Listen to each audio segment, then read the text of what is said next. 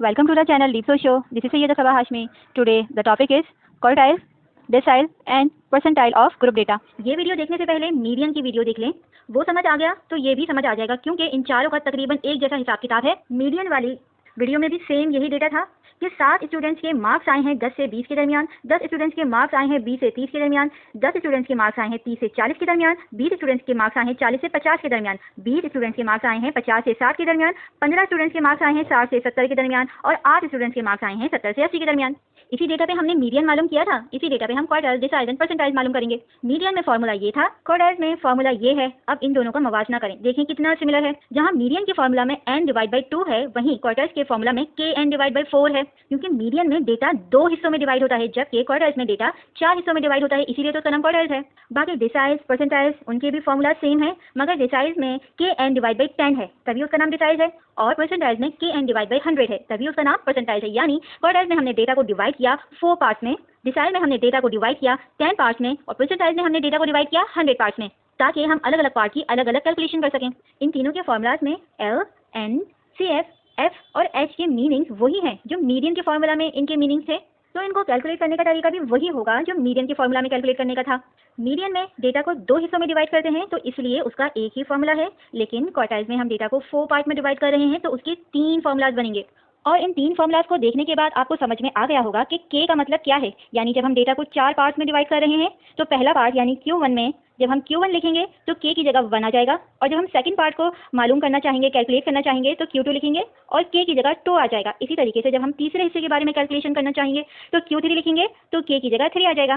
Same यही चीज़ deciles के formula में होगी, यानी डेटा को हम 4 हिस्सों में बांटने के बाद जब पहले हिस्से के बारे में कैलकुलेशन करना चाहेंगे तो डिसाइल को हम कहेंगे D1 यानी पहला हिस्सा, और उसमें k की जगह 1 आ जाएगा। इसी तरीके से D2, D3, D4 सब में यही चीज़ होगी, यहाँ तक कि D9 में जब हम D9 यानी नवा हिस्सा मालूम कर रहे हैं तो उसमें k की जगह 9 आ जाएगा।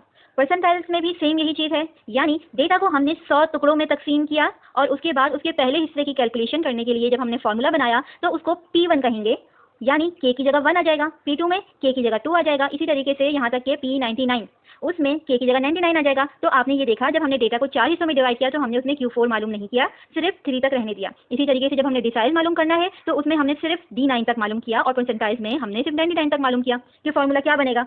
अब इसको सॉल्व करके देखते हैं। Q3 मालूम करना है तो k की जगह 3 लिखा और पहले स्टेप में हमने 3n डिवाइड बाई 4 मालूम किया, जहाँ n का मतलब है सम ऑफ फ्रीक्वेंसीज, यानी इस कॉलम में देखिए जितने भी नंबर्स लिखे हुए हैं आप उनको प्लस कीजिए तो उनका सम आएगा 90, तो इसको फौरन कैलकुलेट करने के बाद आंसर आ जाएगा 67.5।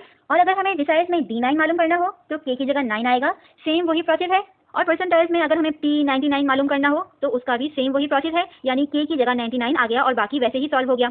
मीडियन, क्वार्टाइल, डिसाइल, परसेंटाइल सब में सेम ही स्टेप्स फॉलो हो रहे हैं और सेम तरीके से क्यूमुलेटिव फ्रीक्वेंसी निकलेगी, यानी पहली फ्रीक्वेंसी को हम वैसे ही लिख देंगे जो कि हमारी पहली क्यूमुलेटिव फ्रीक्वेंसी बन जाएगी। फिर पहली क्यूमुलेटिव फ्रीक्वेंसी को हम सेकंड फ्रीक्वेंसी से प्लस करेंगे तो हमारे पास सेकंड क्यूमुलेटिव फ्रीक्वेंसी आ जाएगी, यहाँ तक कि हमारे पास आखिरी क्यूमुलेटिव फ्रीक्वेंसी भी आ जाएगी। अब Q3 को पूरा सॉल्व करते हैं। अब जबकि हमें पता है कि हमारे पास 67.5 आंसर आया था पहले स्टेप में, तो हमें ये देखना है कि इससे बड़ा और करीबतर कौन सा है, तो वो हमारे पास है 82, जो कि 60 से लेकर 70 तक के इंटरवल्स के दरमियान आ रहा है। तो हमारे पास Q3 क्लास है 60 से 70 तक के, और इस Q3 क्लास की लोअर लिमिट है 60, जबकि क्लास साइज H है 10, और इस Q3 क्लास की फ्रीक्वेंसी है 15, और इस Q3 क्लास से पहले वाली क्लास की क्यूमुलेटिव फ्रीक्वेंसी है 67।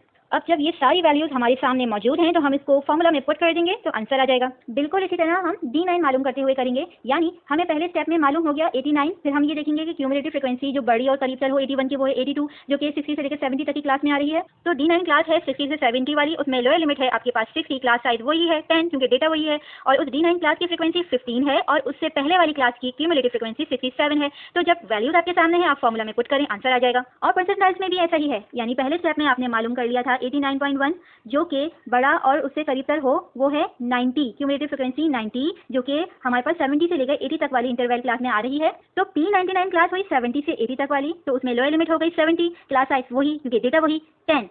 P99 क्लास की फ्रीक्वेंसी 8 और उससे पहले वाली क्लास की क्यूमुलेटिव फ्रीक्वेंसी 82।